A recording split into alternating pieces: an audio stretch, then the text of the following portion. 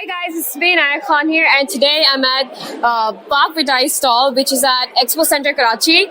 जैसे कि आप लोग सब जानते हैं कि पाकिस्तान का पानी का आपको गारंटी नहीं होती है किस तरह का पानी आप पी रहे हो, लेकिन एक वाहिद चीज़ मुझे जो दिखी है right here, this is a miracle guys. ये आप अपने नलके के पानी में यहाँ पे टैप पे फिट करके इसको आप पानी यहाँ से आप जब खोलोगे तो इसमें से आप पानी निकाल सकते हो जो कि फिल्टर्ड है, बैक्टीरिया से पाक है. And I am so glad कि मुझे ये चीज़ मिली है. ये बहुत आसानी से आप ट्रैवलिंग पे भी लेके जा सकते हो क्योंकि ये आपको नहीं पता होता कि आप कहाँ जा रहे हो और कैसा पानी आपको मिलने वाला है. तो नलके का पानी आप आप नलके के पानी से बाकी पानी पी सकते हो because it's all nice and it's filtered.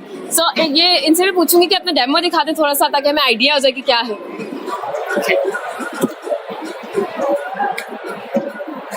थोड़ा सा मुझे दे देना पीने के लिए, ठीक है?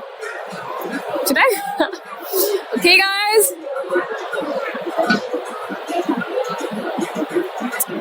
bye now.